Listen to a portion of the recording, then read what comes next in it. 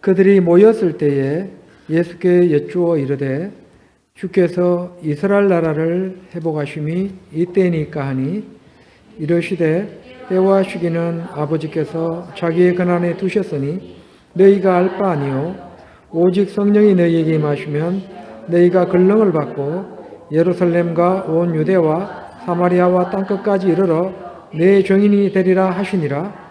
이 말씀을 마치시고 그들이 보는데 올려져 가시니 구름이 그를 가리어 보이지 않게 하더라.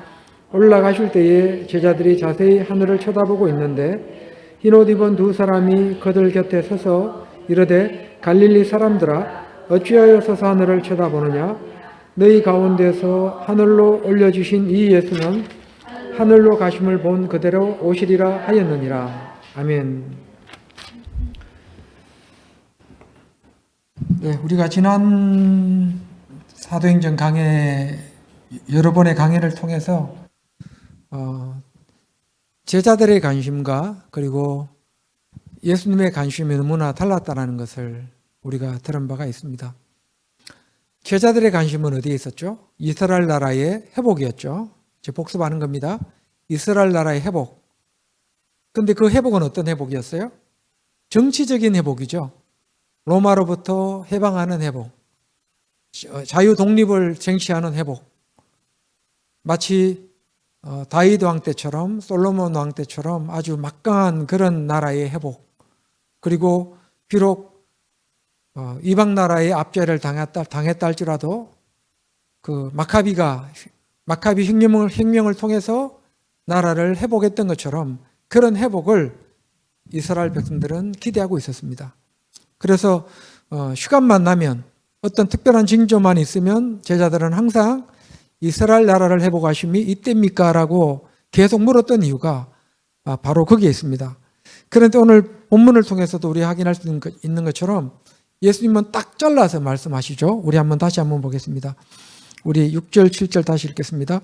그들이 모였을 때에 예수께 여쭈어 이르되 주께서 이스라엘 나라를 회복하심이 이때니까 하니 이르시되 때와 시기는 아버지께서 자기의 권한에 두셨으니 너희가 알 바 아니요 오직 성령이 너희에게 임하시면 너희가 권능을 받고 예루살렘과 온 유대와 사마리아와 땅끝까지 이르러 내 증인이 되리라 하시니라. 그러니까 제자들의 관심은 계속해서 어디에 관심이 있습니까?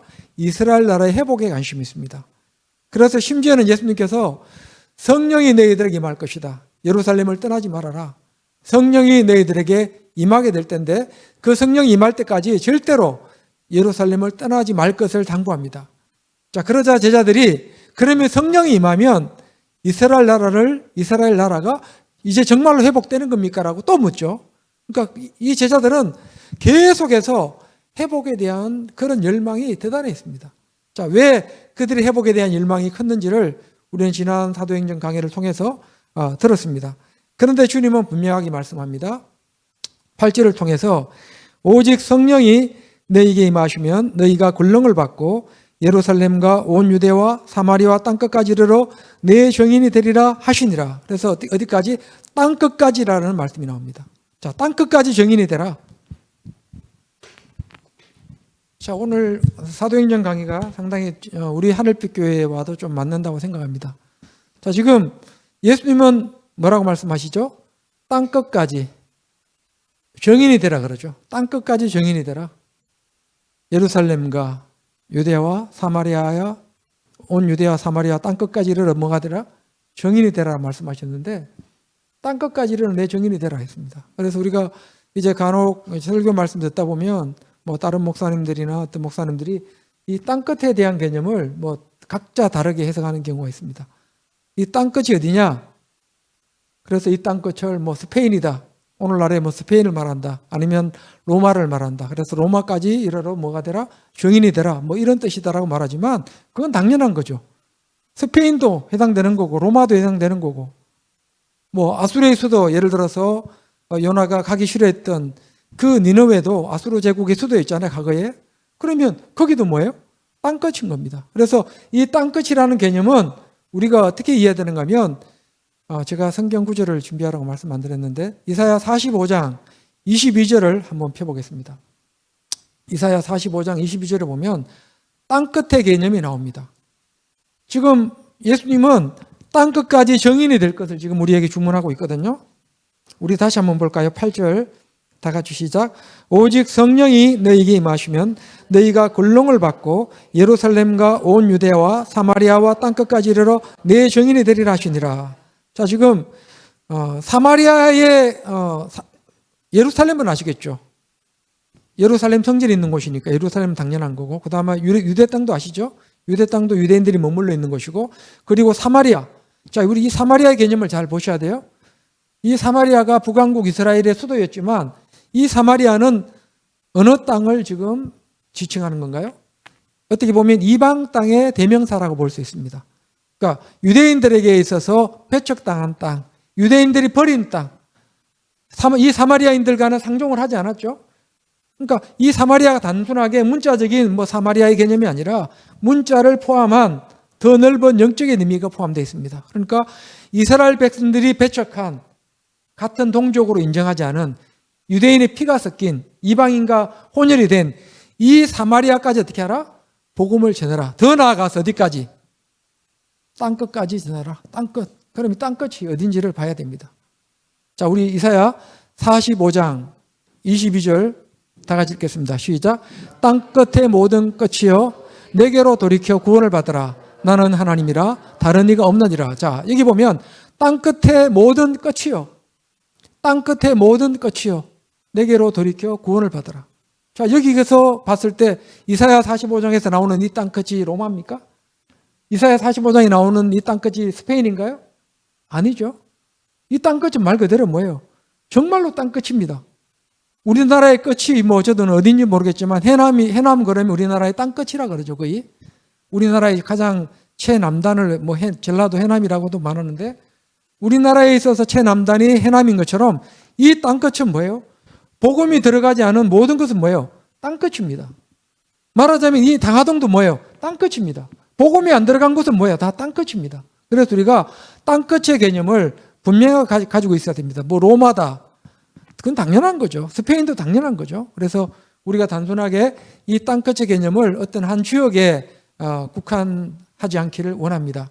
자, 이렇게 해서 주님은 땅끝까지 이르러 내 정인이 되라고 했지만 여전히 제자들은 관심은 어디에 있었죠? 땅끝이 아니라 이스라엘 나라의 회복에만 관심이 있었다는 겁니다. 자, 그러면서 그들은 언제까지 그런 마인드를 가지고 있느냐? 우리 한번 9절부터 보겠습니다. 다 같이 시작. 이 말씀을 마치시고 그들이 보는데 올려져 가시니 구름이 그를 가리어 보이지 않게 하더라. 올라가실 때 제자들이 자세히 하늘을 쳐다보고 있는데 흰옷 입은 두 사람이 그들 곁에 서서 이르되 갈릴리 사람들아 어찌하여 서서 하늘을 쳐다보느냐? 너희 가운데서 하늘로 올려주신 이 예수는 하늘로 가심을 본 그대로 오시리라 하였느니라. 자, 이런 이스라엘 나라에 대한 회복으로 가득 차 있을 그때에 예수님은 어떻게 하셨어요? 하늘로 그냥 성천해 버렸어요. 얼마나 당황스럽겠어요. 그들의 관심은 이 땅에서의 회복인데 이 땅에서 빨리 다윗처럼 솔로몬처럼 또 마카비 혁명을 통해서 나라를 회복했던 것처럼 뭔가 어떤 그런 일이 이루어져야 되는데 그런 일을 예수님은 하나도 이루어 놓으신 거 없이 어떻게 했습니까? 하늘로 그냥 쑥 올라가 버렸어요. 성천하셨어요. 그러니까 제자들이 뭘 쳐다보고 있습니까? 하늘을 이렇게 쳐다보고 있는 거예요. 그러자 천사가 뭐라고 말합니까? 다시 한번 읽어볼까요? 우리 11절 다 같이, 우리 10절 다 같이 시작. 올라가실 때에 제자들이 자세히 하늘을 쳐다보고 있는데 흰옷 입은 두 사람이 그들 곁에 서서 이르되 갈릴리 사람들아 어찌하여 서서 하늘을 쳐다보느냐? 너희 가운데서 하늘로 올려주신 이 예수는 하늘로 가심을 본 그대로 오시리라 하였느니라. 자, 그러자 이제 하늘만 쳐다보고 있는데 흰옷 입은 두 사람은 천사죠. 흰옷 입은 두 천사가 뭐라고 말합니까? 갈릴리 사람들아 왜 자꾸 하늘을 쳐다보고 있느냐라고 말합니다. 자, 이것은 어떤 의미입니까? 갈릴리 사람들아 왜 하늘을 쳐다보고 있느냐? 이거 뭐예요? 그들이 아무 생각 없이 그냥 예수님이 가시나 보다 그냥 하늘을 쳐다봤다면 굳이 이런 대화가 이 성경에 기록되어야 될 이유가 없습니다. 그냥 예수님은 제자들이 보는 가운데 하늘로 승천하셨습니다 하면 끝납니다. 그런데 지금 이 두 천사가 뭐라고 말하는가 하면 갈릴리 사람들아 어찌하여 너희들은 하늘을 지금 계속 쳐다보고 있느냐 이 말입니다. 자, 지금 제자들은 어떤 모순에 빠져 있었습니까? 첫 번째, 회복에 대한 오해죠. 이스라엘 나라 회복에 대한 뭘 갖고 있었어요? 오해. 아까 그런 오해를 갖고 있었습니다. 자, 두 번째, 또 이들은 어떤 오해를 갖고 있는 줄 아십니까? 오직 누구만 쳐다보는 거예요? 하늘만 쳐다보는. 예수님께서 하늘로 승천하셨으니까 어떤 천상의 어떻게 보면 행복이라 그래야 될까요? 천상의 행복. 자, 이스라엘 나라가 이 땅 가운데 이루어지지 않았다면 이제 예수님은 이것을 이루지 못한 채 어떻게 하셨습니까? 하늘로 올라가셨어요. 그래서 그들은 뭘 쳐다보고 있습니까? 하늘만 쳐다보고 있는 거예요. 하늘만 쳐다보고 있는 겁니다. 예수님이 올라가셨으니까 하늘을 쳐다보고 있는 거예요. 그렇다면 자, 이것을 오늘날 우리의 관점에서 어떻게 해석할 수 있을까요?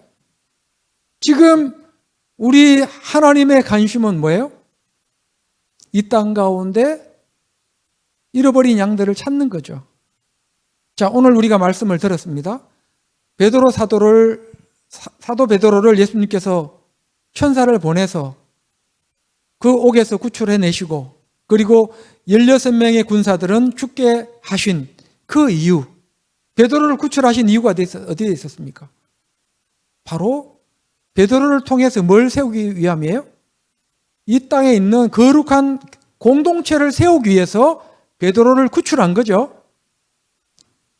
자, 그런데 지금 그런 목적으로 지금 구출을 했는데 여전히 지금 제자들은 물론 그 이전의 사건입니다만 제자들은 여전히 어디에 관심이 있습니까?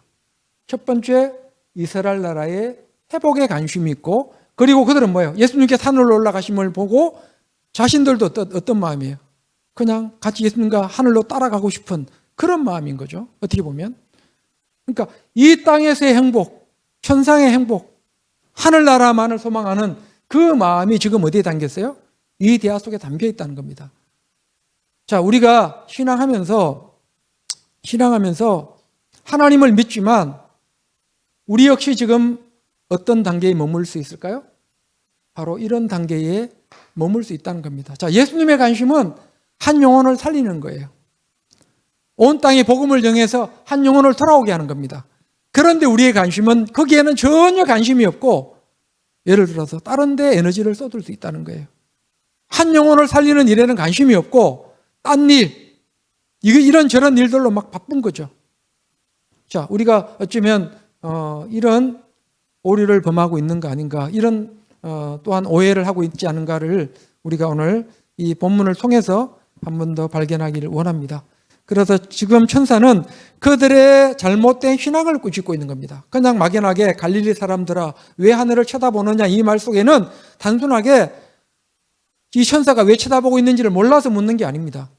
몰라서 묻는 것이 아니라 이들의 잘못된 신앙관을 지금 바로잡고 있는 겁니다.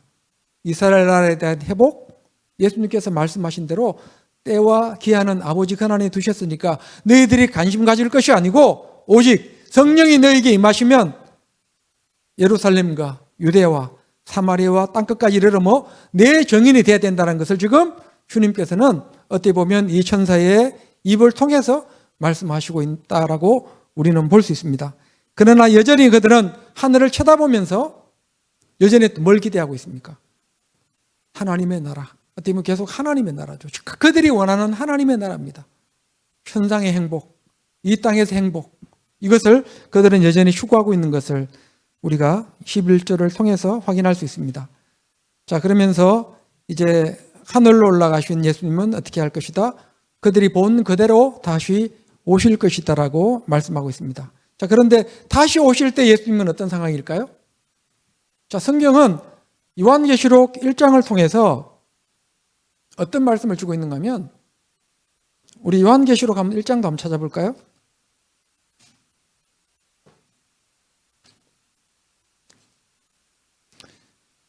자, 요한계시록 1장 한 7절 정도부터 한번 보겠습니다. 화면 띄워지나요? 우리 다 같이 읽겠습니다. 1장 7절 시작. 볼지어다 그가 구름을 타고 오시리라. 각 사람의 눈이 그를 보겠고 그를 찌른 자들도 볼 것이요 땅에 있는 모든 족속이 그로 말미암아 애곡하리니 그러하리라. 아멘. 자, 잘 보십시오. 중요한 게 나옵니다. 지금 하늘로 가심을 본 그대로 오신다고 했는데 그 천사가 말했죠. 두 천사가. 그런데 예수님께서 오실 때는 어떤 일이 있는가 하면 1장 7절을 근거로 했을 때 구름을 타고 오시는데 각 사람의 눈이 그를 보겠고 그를 찌른 자들도 볼 것이요 땅에 있는 모든 족속이 그로 말미암아 애곡하리라. 그러니까 땅에 있는 모든 족속이 뭐 할 것이다? 통곡할 것이다. 자, 지금 이 말씀을 하면 잘 기억해 봐야 됩니다. 오늘날 크리스천들이 얼마나 많아요? 그러죠? 뭐 우리 교회는 작은 교회라고 해서 몇 분 안 되지만 이 대한민국에만 해도 온 교회마다 막 성도님들로 꽉꽉 차 있어요. 자, 그러면 요한계시록 1장 7절에 근거하면 예수님께서 오실 때 어떤 말씀이 있어야 됩니까? 온 땅이 예수님을 믿는 모든 사람들이 기뻐해야 되죠. 예수님을 맞이한, 예수님을 영접한 그 사람들 외에 모든 사람들은 애곡할 것이다. 이런 말씀이 아니라 땅의 모든 족속이 통곡할 것이다라고 되어 있습니다. 자, 이것은 뭘 의미합니까? 잘못됐다는 거죠. 우리의 신앙이 잘못됐다는 겁니다. 오늘날 우리의 신앙이 잘못됐다는 것을 지금 이미 요한계시록 1장 7절을 통해서 지금 판정하고 있는 겁니다. 지금 심각한 겁니다. 자, 제가 지난주에도 그런 말씀 드렸죠. 초대교회 공동체가 오늘날 우리의 믿음을 봤을 때 이걸 믿음으로 인정하겠는가? 초대교회 공동체가 전상호 목사의 믿음을 과연 인정해 주겠는가? 우리 성도님들의 믿음을 너 믿음 참 대단하다라고 인정해 주겠는가? 저는 뭐라고 대답했죠? 아니라 그랬죠. 저는 분명히 아니라 그랬습니다. 그런데 오늘날 크리스찬들이 다 착각하고 있습니다. 아, 내 믿음 하나님 앞에 인정받을 거야. 내가 가지고 있는 이 믿음 이 정도면 하나님께서 내 믿음 인정해 주실 거야. 내가 주일마다 교회 가서 봉사했고 말씀 들었고 기도했고 뭐 11조 헌금도 드렸고 두 팔을 걷어붙이고 이런저런 일들을 많이 했으니까 내 믿음 하나님께서 인정하실 거야. 우리는 그렇게 스스로 어떻게 합니까? 위로합니다. 내 신앙 잘된 신앙이라고.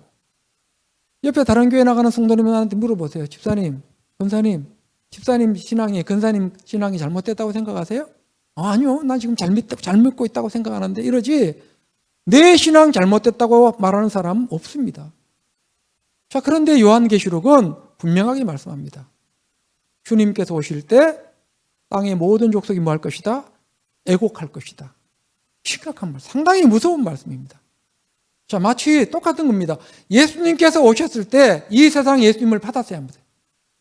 하나님을 믿는 사람들이 예수님을 영접해요, 영접하지 않아요? 영접하지 않죠. 바리새인들, 종교 지도자들. 지금 똑같은 일이 언제 벌어진다고요? 예수님께서 재림하실 때 일어난다는 겁니다. 이미 성경은 그렇게 이야기하고 있습니다. 제 이야기가 아닙니다. 땅의 모든 족속이 애곡할 것이다. 자, 예수님께서 그런 말씀하셨잖아요. 양과 염소가 있는데 양은 오른편에 왼소는 왼편에. 그런 말씀 들었죠. 분명히 갈 때는 좋은 씨앗을 뿌리고 갔는데 나중에 와서 보니까 뭐 밭에 가라지가 가득하고 정말로 알곡이 아닌 그런 거짓된 그런 사탄의 종들이 가득한 그런 모습들이 복음서에 나오지 않습니까? 자, 그래서 우리는 이 사도행전을 통해서도 다시 한번 우리의 신앙을 점검할 수 있기를 원합니다. 자, 이렇게 요한계시록은 예수님께서 오실 때 바로 이런 엄청난 일이 있을 것을 사도 요한을 통해서 또 우리에게 알려주고 있습니다. 자, 이렇게 해서 넘어갑니다. 사도행전 1장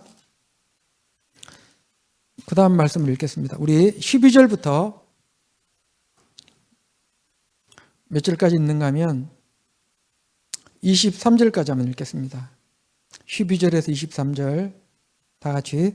제자들이 감람원이라는 산으로부터 예루살렘에 돌아오니 이 산은 예루살렘에서 가까워 안식일에 가기 알맞은 길이라. 들어가 그들이 요한은 다락방으로 올라가니 베드로, 요한, 야고보, 안드레와 빌립, 도마와 바돌로메, 마테와 및 알페오의 아들 야고보, 셀로신 시몬, 야고보의 아들 유다가 다 거기 있어 여자들과 예수의 어머니 마리아와 예수의 아우들과 더불어 마음을 같이하여 오로지 기도에 힘쓰더라. 모인 무리의 수가 약 120명이나 되더라. 그때 베드로가 그 형제들 가운데서 일어서서 이르되 형제들아, 성령이 다윗의 입을 통하여 예수 잡는 자들의 길잡이가 된 유다를 가리켜 미리 말씀하신 성경이 응하였으니 마땅하도다. 이 사람은 본래 우리 수 가운데 참여하여 이 직무의 한 부분을 맡았던 자라. 이 사람이 불의의 싹수로 밭을 사고 후에 몸이 곤두박질하여 배가 터져 창자가 다 흘러나온지라. 이 일이 예루살렘에 사는 모든 사람에게 알려져 그들의 말로는 그 밭을 아겔다마라 하니 이는 피밭이라는 뜻이라. 자, 여기까지만 읽겠습니다. 자, 이렇게 해서 이제 예수님을 하늘로 보내드리고 제자들은 어디로 돌아옵니까? 예루살렘으로 돌아옵니다. 근데 12절에 보면 이런 표현이 있죠. 제자들이 감람원이라 하는 산으로부터 예루살렘에 돌아오니 이 산은 예루살렘에서 가까워 안식일에 가기 알맞은 길이라. 안식일에 가기 알맞은 길이다. 무슨 뜻입니까? 바로 유대인들은 안식일 날 노동을 해야 하나요? 안 하죠. 유대인들은 안식일 날 노동을 하지 않습니다. 그래서 노동을 하지 않다 보니까 그들이 걷는 발걸음도 딱 정해져 있었습니다. 안식일 날 걸어 다녀야 될 거리가 딱 정해져 있었어요. 몇 보일까요? 대략? 약 2,000보입니다. 몇 보요? 1보, 2보, 3보, 2,000보 정도. 2,000보 정도를 계산하면 약 1km, 1.1km 정도 됩니다. 자, 이게 이미 그들의 법에 딱 명시가 되어 있습니다. 그래서 안식일 날은 1km, 1.1km 더 걸으면 안 됩니다. 물론 다른 문헌에는 다른 사람들 주장은 1.7km, 2. 몇 km, 3. 몇 km 돼 있지만 어쨌든 안식일에 가기 알맞은 길이라는 것은 그들의 그 법규에 의하면 2,000보, 약 1.1km로 딱 정해져 있습니다. 2,000보로. 그래서 바로 이 길이 안식일에 가기 알맞은 길이라 했을 때 예수님께서 바로 성천하신 날도 이 날이 아닐까라고 우리는 이 말씀에 근거해서 이제 추측을 합니다. 그리고 이제 예수님은 떠나보냈고 이제 그들은 어디에 모였습니까? 14절에 보면 다 같이 읽어보겠습니다. 여자들과 예수의 어머니 마리아와 예수의 아우들과 더불어 마음을 같이하여 오로지 기도에 힘쓰더라. 자, 그들이 모여서 했던 일이 뭐예요? 더불어 마음을 같이해서 오로지 기도에 힘쓰더라. 더불어. 우리나라에도 더불어가 있죠. 더불어민주당. 이 더불어라는 말이 상당히 좋은 단어입니다. 더불어 함께 어떻게 했다고요? 마음을 합쳐서 기도했다는 말. 더불어. 이 더불어라는 용어는 헬라어로 어떤 뜻이 있는가 하면 한 목적, 한 뜻을 갖고 있는 것을 더불어라는 의미에서 중요합니다. 그러니까 우리 성도님들의 모든 생각이 한 생각, 한 목적, 한 뜻을 갖고 있을 때 비로소 그때 사용되는 단어가 뭐예요? 호모티마돈이라고 하는 헬라 원어를 써서 더불어라는 용어를 씁니다. 자, 말하자면 우리 성도님들 다 어떻게 한 영혼을 올 한 해 전도합시다. 이런 마음을 가졌다 쳐요. 온 성도님들이. 그럼 뭐예요? 우리는 다 더불어 한 마음을 갖고 있는 겁니다. 근데 나는 안 돼. 나는 아는 사람도 없고, 나는 전도할 사람도 없고, 저 사람은 이래서 안 될 것 같고, 저 사람 저래서 안 될 것 같고, 나는 전도할 사람이 없어. 근데 또 어떤 성도님들이 아니야, 나는 한 사람 꼭 전도해야 돼. 그래서 각자가 다 틀려요. 그럼 뭐예요? 그건 더불어가 아닌 거예요. 그러니까 초대교회는 더불어예요. 더불어교회였습니다. 더불어민주당이 아니라 더불어교회. 더불어. 정말 좋은 단어 같습니다. 더불어교회입니다. 초대교회의 교회를 한마디로 표현한다면 더불어교회입니다. 모두가 다 한마음 한뜻이 된 교회입니다. 호모티마돈 해서 모두가 다 한마음 한뜻으로 한 목적으로 기도하는 겁니다. 그러니까 기도하는 내용이 다 똑같습니다. 자, 예를 들어서 우리가 어떤 마음이에요? 주일날 우리 하늘경찬단이 지금 찬양하죠? 제가 이제 조금 아쉬움이 있어요. 어린이부 예배하느라고 가서 오늘 이제 예배를 안 냈는데 매번 그래도 경찬단에 참여했다가 늦게서 참여하니까 또 뭔가 또 이상합니다. 자, 그런데 예를 들어서 우리 하늘빛 성도님들이 어떤 마음이어야 돼요? 하늘경찬단이 막 찬양을 하고 있습니다. 그럼 이 더불어의 마음을 갖고 있으면 어떻게 해야 돼요? 말하자면 이 찬양이 시작될 때 같이 시작해야 되는 겁니다. 같이 시작하는 게 맞는 거예요. 이게 뭐예요? 더불어입니다. 한 마음 한 뜻을 갖고 있는 거예요. 자, 그래서 우리가 초대교회 공동체의 그런 밑거름은 바로 이런 더불어 한 마음 한 뜻이 되는 이런 기초 위에 교회가 세워졌다는 것을 우리가 알아야 됩니다. 그래서 교회가 성장할 수 있었고 교회가 부흥할 수 있었습니다. 그래서 지금 오늘 예수님께서 부활승천하신 후에도 그들이 모여서 이제 했던 일은 더불어 다시 한번 읽어볼까요? 14절 다 같이 시작. 여자들과 예수의 어머니 마리아와 예수의 아우들과 더불어 마음을 같이하여 오로지 기도에 힘쓰더라. 자, 더불어서 어떻게 했습니까? 더불어 기도에 힘쓰더라. 기도에 힘썼더라. 하겠습니다. 한 마음이 된 건 알겠죠? 그럼 이 기도에 힘썼다는 게 어떤 의미일까요? 쉽게 말한다면 기도에 힘쓰더라. 자, 우리의 느낌이 옵니까? 아, 기도에 좀 열심히 해봐. 기도 좀 열심히 해보세요. 이 느낌, 그런 느낌인가요? 아, 나 기도 열심히 했어. 내가 기도 열심히 하고 있어. 단순하게 이 문자 그대로라면 기도에 힘쓰더라 이 단어가 어떤 느낌으로 옵니까? 아, 그냥 기도 열심히 하는가 보다 이런 느낌이죠. 자, 그런데 이 단어는 어떤 의미가 있는가 하면 이 모습은 바로 어떤 모습인가 하면 예수님의 기도입니다. 예수님이 겟세마네 동산에서 어떻게 기도하셨어요? 땀방울이 핏방울이 되도록 기도하셨죠. 땀방울이 핏방울이 되도록 기도한 게 뭐예요? 지금 사도행전 오늘 읽었던 말씀에 기도에 힘쓰더라의 본래적인 의미입니다. 프로스카르테레온이라고 해가지고 어떤 말인가 하면 뭔가에 엄청 바쁜 겁니다. 무슨 일에 엄청 바쁘고 무슨 일에 엄청 힘쓰는 겁니다. 그러니까 모든 일을 거기에 집중하는 겁니다. 이 일도 있다, 저 일도 있다, 요 일도가 아니라 오로지 한 일에 집중하는 거. 오로지 한 일에 그냥 내 모든 것을 정열을 쏟는 거. 이게 뭐예요? 프로스카르테레온이라고 하는 카르테레오라고 하는 그런 의미가 바로 기도에 힘쓰더라의 의미입니다. 자, 이해되시죠? 그러니까 우리가 성경 원어를 굳이 알 필요는 없지만 때로는 우리 이 성경에 우리 문자에 드러나지 않는 이 내용들이 원어 속에는 상당히 많이 섞여져 있습니다. 우리가 읽었을 때는 그냥 기도에 힘쓰더라 그런 의미잖아요. 그런데 여기에 기도에 힘쓰더라 이 내용 예수님의 기도의 모습이 나와요? 보입니까? 안 보이잖아요. 그런데 원어로 들어가면 바로 그런 의미가 있습니다. 그래서 그들이 지금 예수님을 떠나보내고 나서 바로 그런 한마음이 되어서 오로지 기도에 힘쓰더라 이 의미는 바로 예수님께서 기도하셨던 것처럼 목숨을 걸고 십자가의 대속 사역을 앞두고 예수님께서 기도하셨던 것처럼 초대교회 공동체들도 예수님을 떠나보내고 이런 마음으로 어떻게 했다고요? 기도했다는 겁니다. 자, 그러니까 이 초대교회 공동체가 잘 되겠습니까? 안 되겠습니까? 잘 될 수밖에 없죠. 핍박은 있지만 우리를 초대 공동체를 위협하는 세력들은 있지만 모두가 다 더불어의 마음을 갖고 있었고 모두가 다 예수님과 같은 그런 기도의 마음을 갖고 있었기 때문에 안 될래야 안 될 수가 없었다는 겁니다. 저절로 초대교회 공동체가 부흥했던 것이 아니라는 것을 우리가 보게 됩니다. 자, 그렇다면 우리 하늘빛교도 어떻게 해야 돼요? 이런 한 마음이 필요합니다. 하늘경장단이 찬양할 때 모두가 다 빨리 와서 같이 한 마음으로 기도하고 또 부족한 목회자가 부족하더라 하더라도 우리 성도님들이 정말로 제가 말씀을 잘 전할 수 있는 그런 에너지를 달라고 기도하고 이게 상당히 중요합니다. 자, 제가 말씀드렸죠. 저도 강단에 설 때 어떨 때는 정말로 힘들 때가 있습니다. 오늘만큼은 서고 싶지 않다. 말하자면 오늘만큼 서서 말씀만 안 전하고 싶다. 그냥 오늘은 좀 쉬고 싶다. 이럴 때도 있습니다. 그런데 찬양 부르면서 그 생각이 사라집니다.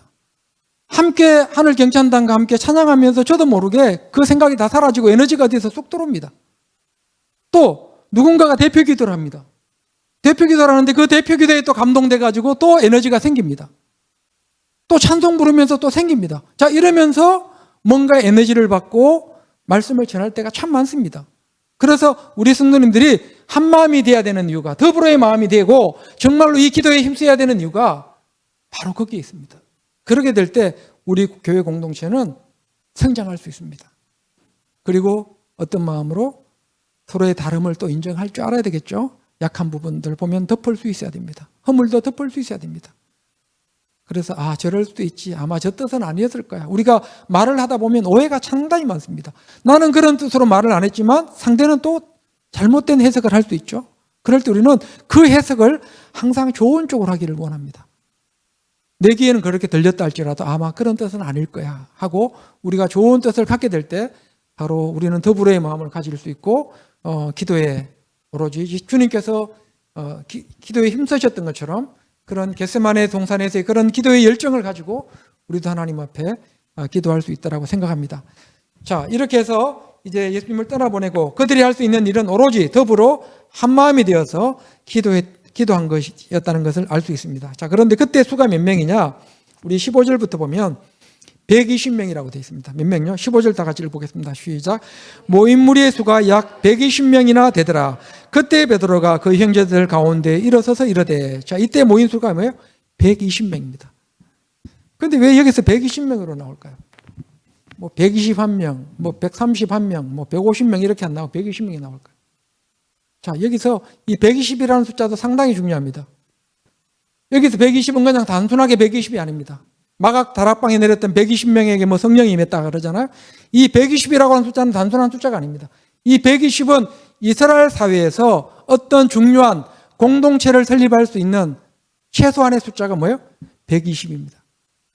그러니까 121명이 아니라 119명이 아니라 120입니다. 120은 이스라엘 거룩한 공동체를 세울 수 있는 최초의 최소 인원이 뭔가 하면 120명입니다. 자, 말하자면 회당. 자, 유대인들은 성전이 파괴되고 나서 회당이라는 게 있죠. 바울이 복음을 전할 때 가는 곳곳마다 뭘 전했어요? 어디 가서 제일 먼저 찾아간 곳이 어디입니까? 바울이 회당입니다. 회당은 몇 명 이상 돼야지 설립할 수 있어요? 10명이죠.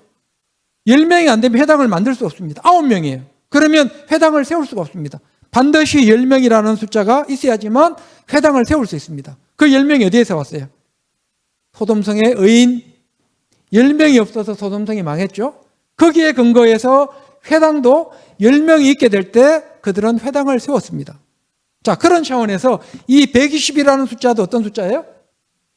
바로 이스라엘 어떤 한 거룩한 공동체를 세우는 최소 단위가 120명이었습니다. 그래서 여기서 120이라는 숫자가 등장할 때 뭐예요? 이제 초대교회 공동체는 예수님은 떠나갔지만 예수님은 하늘로 올라갔지만 어떻게 할 수 있다고요? 이제 교회 공동체를 세울 수 있는 바탕이 이제 준비가 됐다는 것을 우리가 1장 15절을 통해서 우리가 확인할 수 있습니다. 그래서 우리가 단순하게 그냥 120명이 모였나 보다가 아니라 이런 깊은 의미가 이 속에 담겨 있다는 것을 알고 이 성경을 보면 조금 더 이해가 빠를 것 같습니다. 우리 15절부터 읽겠습니다. 시작. 모인 무리의 수가 약 120명이나 되더라. 그때 베드로가 그 형제들 가운데 일어서서 이르되 형제들아, 성령이 다윗의 입을 통하여 예수 잡는 자들의 길잡이가 된 유다를 가리켜 미리 말씀하신 성경이 응하였으니 마땅하도다. 보세요. 자, 지금 가룟 유다가 예수님을 팔아먹었죠. 그죠? 그런데 지금 베드로가 일어서서 뭐라고 말합니까? 대표로. 이제 보세요. 베드로가 이때부터 어떻게 돼요? 이제 정말로 이제 어떻게 보면 리더십을 발휘합니다. 자, 우리가 더 초전 생명 드라마 볼 때는 베드로가 막 뭔가 뭘 앞장서서 하는 것도 있지만 뭔가 두드러지지가 않죠. 그런데 예수님께서 부활승천하신 후부터 베드로는 이제 그때부터 상당히 두드러지게 제자들 가운데서 이제 높이 앞서서 등장합니다. 그러니까 예수님께서 오늘 말씀드렸던 것처럼 16명의 목숨과 바꾼 이유가 어디에 있어요? 바로 그런 이유가 있습니다. 베드로를 향한 기대가 상당히 큰 겁니다. 베드로를 향한 기대가 얼마나 컸으면 16명의 목숨과 감옥에 갇혀 있을 때 감옥에서 꺼집어내시고 그 베드로를 지키고 있었던 군사 16명은 다 죽임을 당하잖아요. 헤롯에. 이 16명의 목숨과 바꾼 이유가 어디에 있을까요? 바로 이런 베드로의 리더십에 있다라고 우리는 볼 수 있습니다. 자, 이렇게 해서 베드로가 이제 한마디 합니다. 하는데 그 내용 중에 뭔가 하면 유다가 예수님을 팔아먹은 것, 배반한 것, 이거 다 성경에 예언된 말씀이라는 겁니다. 자, 계속 그 부분을 생각하면서 읽겠습니다. 16절 다시 읽겠습니다. 시작. 형제들아, 성령이 다윗의 입을 통하여 예수 잡는 자들의 길잡이가 된 유다를 가리켜 미리 말씀하신 성경이 응하였으니 마땅하도다. 반드시 이 말씀이 이루어졌다. 시편의 말씀이죠. 그리고 17절. 이 사람은 본래 우리 수 가운데 참여하여 이 직무의 한 부분을 맡았던 자라. 그러니까 가룟유다는 똑같이 베드로처럼, 요한처럼, 최초의 예수님의 제자 선교자처럼, 야고보처럼 어떤 사람이었습니까? 똑같은 그런 직무를 맡았던 자라는 겁니다. 그런데 18절 시작. 이 사람이 불의의 싹수로 밭을 사고 후에 몸이 곤두박질하여 배가 터져 창자가 다 흘러나온지라. 자, 마태복음 27장을 보면 어떻게 죽은 걸로 나옵니까? 자살해서 나온 걸로. 목미어 스스로 죽은 걸로 나옵니다. 마태복음에 가보면 예수님을 팔아먹은 것을 나중에 뉘우칩니다. 가룟유다가. 뉘우치고 은 30을 다시 들고 가서 제사장에게 주면서 다시 돌려줍니다. 그러자 제사장이 뭐라 그래요? 이것은 핏값이다 해가지고 받아야 안 받아요? 받지 않죠. 받지 않습니다. 안 받으니까 가룟유다 어떻게 했습니까? 그 은 30을 성전에 그냥 던져주고 간 거예요. 말하자면 제가 제사장이라고 했을 때 가룟유다가 찾아와서 목사님 그 돈 돌려줄게요. 저 예수님 안 팔 거예요. 하면서 돈을 주는데 이미 다 끝난 일인데 뭘? 나 안 받아요? 하니까 어떻게 했어요? 가룟유다가 성전지 헌금합니다. 말하자면 헌금으로 그냥 집어넣고 그냥 가버린 거예요. 그리고 뉘우치고 스스로 말하자면 산에 올라가서 목을 매단 겁니다. 가룟유다가 그렇게 해서 죽습니다. 그러니까 어떻게 보면 우리가 봤을 때는 가룟유다가 회개한 것처럼 보이죠. 자, 우리는 이걸 회개했다 그러면 안 돼요. 정말로 회개했다면 죽으면 안 됩니다. 정말로 회개했다면 죽으면 안 돼요. 어떻게 해야 될까요? 보세요. 우리는 자꾸만 가룟유다는 나쁜 놈, 베드로는 그래도 예수님의 수제자, 베드로에겐 좋은 점수를 줍니다. 아니에요. 베드로나 가룟유다나 똑같아요. 가룟유다는 돈 받고 예수님을 팔았고 베드로도 예수님이 빌라도에게 끌려갔을 때 예수님을 모른다고 그냥 부인이 아닙니다. 저주했습니다. 저주하면서 3번씩이나 맹세했습니다. 예수님의 이름을 어떻게 했다고요? 저주했습니다. 저 예수님 모르는 데가 아닙니다. 그냥 어떻게 표현해야 될까요? 말하자면 그보다 더 험한 말 하는 거예요. 나 저 인간 몰라요. 저 예수라는 인간 나 몰라. 내가 왜 저런 사람이 제자야? 손에 내 장을 지지지. 말하자면 이런 막말을, 이보다 더 험한 막말을 했던 사람이 누구예요? 베드로입니다. 몇 번씩이나? 3번씩이나. 그러니까 가룟유다도 예수님을 팔아먹었고 베드로도 예수님을 팔아먹었습니다. 그런데 베드로와 가룟유다의 차이점은 뭐예요? 가룟유다는 그냥 뉘우치고 가서 목매어 죽었습니다. 죽으면 안 되죠. 어떻게 해야 돼요? 살아야죠. 살아서 그 죄값을 치른다는 마음으로 정말로 한 영혼을 살리기 위해서 복음의 전선에 뛰어들었어야 되죠. 그랬으면 얼마나 좋아요. 그런데 그냥 스스로 목매어 죽습니다. 반면에 베드로는 그런 엄청난 예수님을 저주하고 예수님의 이름을 욕되게 했지만 그는 뉘우치잖아요. 뉘우치고 나중에 돌아가서 막 엉엉 울잖아요. 닭 울기 전에 네가 3번 나를 부인하리라. 그 말씀이 이루어짐과 동시에 베드로는 통곡을 합니다. 통곡을 하면서 그때부터 베드로는 달라집니다. 어떻게 달라집니까? 정말로 복음을 위해서 헌신하는 사람으로 완전히 달라집니다. 그래서 로마에서 네로 황제 때 십자가에 기독교가 핍박을 당할 때 십자가에 베드로도 거꾸로 십자가에 매달리는데 어떻게 말합니까? 우리 예수님이 십자가에 이렇게 똑바로 매달렸거든요. 이렇게 똑바로 매달렸단 말이에요. 베드로가 우리 주님이 십자가에 매달려서 똑바로 돌아가셨는데 나 같은 죄인이 어떻게 예수님처럼 똑같이 그렇게 죽을 수 있냐? 나를 거꾸로 매달아라. 머리가 밑으로 가게, 다리가 위로 가게. 십자가에 거꾸로 매달려서 순교를 당한 제자가 네로 황제 때 베드로입니다. 멋있죠? 얼마나 멋있습니까? 그러니까 가룟유다도 이런 삶으로 마감했다면 얼마나 좋았겠습니까? 자, 그런데 우리가 여기서 한 가지 짚어볼 문제가 있습니다. 이미 성경의 시편 69편, 시편 109편을 통해서 예수님에 대한 예언, 예수님을 팔아먹을 것에 대한 예언이 이미 되어 있습니다.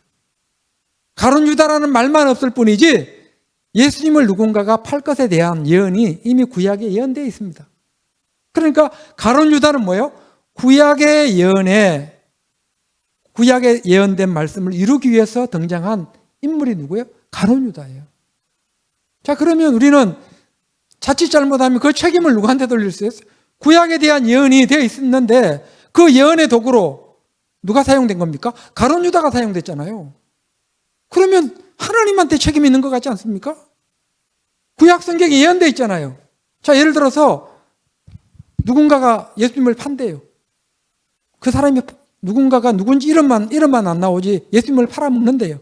이미 구약 성경에 예언되어 있어요. 마치 보라 처녀가 잉태하여 아들을 낳을 것이고 그 이름을 임마누엘이라 하리라처럼 구약에 예언되어 있잖아요. 한 여성이 처녀가 아들을 낳을 것에 대한 예언이 되어 있잖아요. 그 말씀에 대한 성취로 하나님께 누굴 들어서 셨어요? 마리아를 들어서 셨잖아요. 그것처럼 예수님을 팔아먹을 것에 대한 예언이 구약에 있다고요. 시편 69편, 109편에. 그렇다면 이 책임이 누구한테 있는 거예요? 육신적으로 바라보면 하나님께 있는 것 같아요. 예언된 말씀을 따라서 가룟 유다는 그걸 했을 뿐이잖아요. 그런데 우리는 그렇게 해석해서는 안 되는 이유가 하나님이 가룟 유다한테 예수님을 팔아 그랬습니까? 가룟 유다에게 야 구약 성경에 이렇게 예언되어 있으니까 네가 그 일을 해야 돼? 기회다 막 속삭이면서 하나님께서 네가 그 역할을 해야 된다? 너 억울하지만 그 역할을 해야 돼 하고 기회다가 예수님이 속삭였습니까? 하나님이 속삭였나요? 아니잖아요. 본인의 욕심에 끌려서 예수님을 팔았잖아요. 자유의지로. 그죠? 그래서 그 책임을 하나님께 물을 수 없는 겁니다. 그래서 우리가 구약에 예언된 예언의 말씀을 우리가 이해할 때 바로 그런 측면에서 이해해야 됩니다. 자칫 잘못하면 책임이 하나님께 있는 것처럼 우리는 돌릴 수 있다는 사실이죠. 자, 그게 아니라는 것을 우리가 분명히 알아야 됩니다. 그래서 이렇게 해서 이제 예수님의 제자 한 사람이 예수님을 팔아먹고 결국 이 가룟 유다는 이제 사도행전에는 마태복음에는 그냥 목매어 죽은 것으로 나오지만 사도행전 오늘 1장 18절 말씀에는 어떻게 나오는가? 조금 더 구체적으로 나오죠. 18절 다시 읽겠습니다. 시작. 이 사람이 불의의 싹수로 밭을 사고 후에 몸이 곤두박질하여 배가 터져 창자가 다 흘러나온지라. 자, 그래서 가룟 유다가 성소에 던져진 그 돈으로 제사장들이 뭘 샀을까요? 팥을 샀습니다. 팥을 샀는데 그것을 이제 가룟 유다가 산 것으로 지금 오늘 본문에는 표현되어 있죠. 그리고 몸이 곤두박질하여 배가 터져 창자가 다 흘러나왔다. 그러니까 자살해서 죽었는데 아마 그렇게 추정하는 거죠. 자살해서 죽었는데 이게 뭐 나뭇가지가 끊어졌다거나 해서 땅바닥에 떨어지면서 아마 이런 그 배가 터지는 이렇게 해서 죽은 걸로 사도행전은 그렇게 보고 있다라고 우리가 알 수 있습니다. 자, 우리 19절부터 읽겠습니다. 시작. 이 일이 예루살렘에 사는 모든 사람에게 알려져 그들의 말로는 그 밭을 아겔다마라 하니 이는 피밭이라는 뜻이라. 시편에 기록하였을 때 그의 거처를 황폐하게 하시며 거기 거하는 자가 없게 하소서 하였고 또 일렀을 때 그의 직분을 타인이 취하게 하소서 하였도다. 다 지금 시편 69편 109편에 있는 말씀입니다. 21절.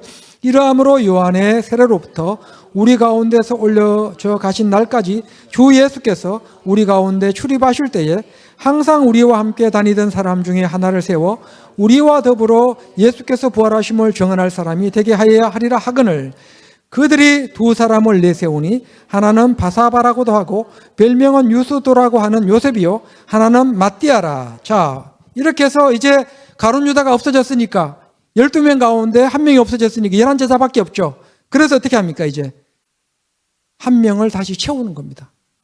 12제자를 만드는 겁니다. 그러니까 이스라엘에 12지파가 있는 것처럼 예수님도 12제자를 세우셨죠. 그러니까 영적인 12지파라고 볼 수 있습니다. 자, 11명이 아니에요. 예수님께서 제자를 세우실 때 10명 세우신 게 아니잖아요. 또 13명을 세운 것도 아닙니다. 딱 어떻게 세웠어요? 12명입니다. 그런데 야곱의 아들이 몇 명이었어요? 12명이죠. 이스라엘 12지파인 것처럼 예수님도 똑같이 영적인 이스라엘 12지파를 상징하는 제자들을 12명 택합니다. 그런데 가룟 유다는 예수님을 팔아먹어서 이제 몇 명이 됐어요? 11명이 되었어요. 11명이 됐으니까 어떻게 해야 됩니까? 한 명 채워야 되죠. 그래서 채우기 위해서 그들이 선택했던 방법이 누군가 하면 바로 오늘 본문에 나오는 23절 보겠습니다. 자, 23절 읽기 전에 제자로 세우는 조건이 있습니다. 먼저 아무나 세우는 게 아니에요. 22절 다시 읽겠습니다. 시작. 항상 우리와 함께 다니던 사람 중에, 보세요. 항상 우리와 함께 다니던 사람 중에, 그러니까 지금 제자와 제자급에 준하는 사람입니다. 아무나가 아니에요. 그러니까 항상 우리와 함께 다닌 사람 중에 택하는 겁니다. 자, 그러면서 하는 이야기가 항상 우리와 함께 다니는 사람 중에 하나를 세워 우리와 더불어, 또 뭐가 나와요? 더불어가 나오죠. 오로지 한 목적, 한 뜻을 가진 사람, 딴 마음을 품은 사람이 아닙니다. 우리와 더불어 예수께서 부활하심을 증언할 사람이 되게 하여야 하리라. 그러니까 또 다른 뭐요? 제자. 베드로와 같은, 요한과 같은, 야고보 같은 이런 사람을 세운다는 겁니다. 한 마음으로 된 사람들. 그러니까 예수님의 12제자들은 이때 뭐예요? 한 마음으로 똘똘 뭉쳐 있었습니다. 성격은 다 달랐습니다. 달란트는 달랐습니다. 그런데 그들은 뭐예요? 늘 하나였습니다. 오로지 주님의 몸된 교회만을 생각합니다. 내 개인의 아니, 내 개인의 신상, 이건 다 내려놓고 오로지 주님의 몸된 교회만을 생각하는 그들의 열정을 우리는 오늘 이 사도행전 1장 22절을 통해서도 확인할 수 있습니다. 자, 그래서 택한 사람이 누구냐? 후보자로 나오죠. 23절 다 같이 시작. 그들이 두 사람을 내세우니 하나는 바사바라고도 하고 별명은 유소도라고 하는 요셉이요, 하나는 마띠아라. 자, 그러니까 요셉이라는 사람과 마띠아인데, 요셉이라는 사람과 마띠아가 후보 구문에 올랐습니다. 그런데 특이한 것은 있습니다. 그냥 한 사람은 요셉이요, 한 사람은 마띠아다라고 말하면 되는데, 마띠아라는 사람은 그냥 마띠아로 끝나는데 요셉이라는 사람에 대해서는 아주 설명을 많이 붙입니다. 그 사람의 이름이 총 3가지예요. 첫 번째 요셉, 두 번째 뭐예요? 바사바, 안식의 아들. 바사바, 뜻이 안식의 아들이라는 뜻입니다. 그 다음에 유스도, 로마식 이름입니다. 의로운 자. 자, 지금 한 사람은 3가지 이름이 있습니다. 자, 우리가 바나바의 본명이 뭐예요? 바나바 이름이 뭐예요? 자, 우리는 보세요. 바나바라는 이름은 잘 알고 있어도 바나바의 본명이 뭐지? 헷갈리죠? 요셉이에요. 그죠? 요셉보다 더 잘 알려진 이름이 뭐예요? 바나바잖아요. 바나바는 알아도 바나바의 본명이 뭡니까? 그러면 몰라요. 자, 바나바는 위로의 아들이라는 뜻이죠. 이것처럼 이 요셉이라는 사람도 이름이 첫 번째 바사바, 안식의 아들, 그 다음에 유스도, 로마식 이름 의로운 자, 그리고 또 히브리식 이름 요셉. 이름만 3가지입니다. 그런데 마띠아는 이름이 딸랑 하나입니다. 그런데 이 두 사람이 이제 누가 예수님의 가룟 유다를 대신해서 제자가 될 것인가에 대한 이제 그런 선출 계획이 들어가는데, 선출 방식은 뭐예요? 바로 제비뽑기를 하죠. 제비뽑기. 그래서 고대의 제비뽑기는 하나님의 뜻을 묻는 일에 구약 성경을 보면 상당히 많이 등장합니다. 그래서 제비뽑기는 정확한 우리가 방식은 알 수 없지만 아마 돌이라든가 나무 조각이나 아니면 헝겊 조각 같은 것에 이름을 써서 항아리나 어떤 그릇에 넣어서 막 흔든 다음에 제일 먼저 툭 튀어나오는 거. 탁 튀어나온 사람이 누구였을까요? 그렇게 해서 뽑은 사람이 바로 마띠아였습니다. 자, 그런데 우리가 여기서 한 가지 짚고 넘어가겠습니다. 왜 요셉의 이름을 거창하게 지금 3가지나 소개하고 있을까? 바사바, 유스도. 우리 다시 한번 읽을까요? 23절 시작. 그들이 두 사람을 내세우니 하나는 바사바라고도 하고 별명은 유스도라고 하는 요셉이요, 하나는 마띠아라. 그들이 기도하여 이르되 무사람의 마음을 아시는 주여, 이 두 사람 중에 누가 주님께 택하신 바 되어 봉사와 및 사도의 직무를 대신할 자인지 보시옵소서. 유다는 이 직무를 버리고 제구도로 갔나이다 하고 제비 뽑아 마띠아를 얻으니 그가 11 사도의 수대에 들어가니라. 자, 결국은 누가 됐어요? 마띠아가 됐습니다. 자, 그런데 자, 성령은 침묵하고 있지만 지금 사도행전에서 우리가 알 수 있는 건 뭐예요? 마띠아를 더 띄우는 것 같아요? 아니면 지금 이름을 3가지 갖고 있는 이 요셉을 더 띄우는 것 같아요? 누가 더 유명한 사람 같아요? 요셉이죠. 안식의 아들이라는 이름도 갖고 있죠. 유스도라고 하는 의로운 자라는 이름도 갖고 있죠. 또 요셉이라는 이름도 갖고 있죠. 자, 그런데 마띠아에는 별로 관심이 없어요. 자, 이것은 뭘 의미합니까? 초대교회 공동체가 내심 누가 제자가 되기를 원했을까요? 요셉입니다. 바사바입니다. 유수도라고 이름, 그 세 가지 이름을 가진 사람이에요. 그런데 막상 제비를 뽑아서 학 뽑았더니 누가 나와요? 마띠아가 나온 거예요. 그래서 우리는 바로 이 사도행전 1장 23절의 내용도 아마 그런 게 있지 않았을까라고 이제 추측합니다. 이 사람이 대체 거창하게 설명하거든요. 그건 뭘 의미합니까? 초대교회 공동체원들에게 인기가 있었던 사람이 누구였다?